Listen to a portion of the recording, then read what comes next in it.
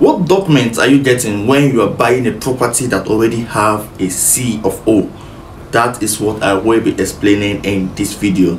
If you're meeting me for the first time, my name is Chris Aseka. I'm your favorite Port Harcourt-based real estate consultant. And if you're new to this channel and you have not subscribed to this channel, kindly hit the subscribe button, click on the bell notification so you'll be notified when we post new videos, and also do well to give this video a thumbs up.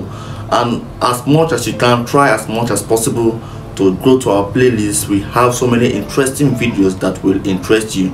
Try and watch as much as you can because we have quality information that you are going to benefit from. So what document are you getting when you buy a property that already have a C of O? Many people, when they buy a property that already have a C of O, they expect to see their name written on the C of O, since the property have a C of O. But that is not so. When you're buying a property that already have a C of O, remember, if you have watched my previous video where I explained the C of O, I said that a C of O is issued on a property and it covers a period of 99 years, and a C of O can only be issued once on a particular property, unlike other landed documents like the deed of assignment and the governor's consent that can be issued anytime there's change of ownership. A C of O can only be issued once. You cannot have two C of O on one property. So when you're buying a property that already have a C of O, you are not getting another C of O in your name.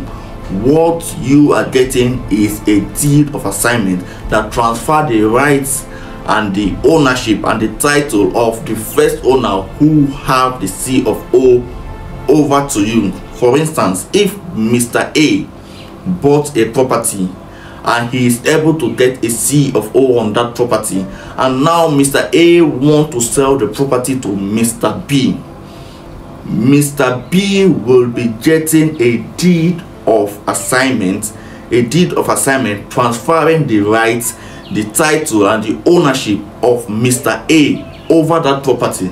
The rights which include the C of O that he had over that property, transferring everything, his interest on that property, down to Mr. B. Mr. B is not getting first C of O in his name. Rather, what he's getting is a deed of assignment that transfer the rights and ownership of Mr. A down to Mr. B. Mr. A, in whose name the C of O was written, we now have to attach a copy of the C of O to the deed of assignment that is given to Mr. B.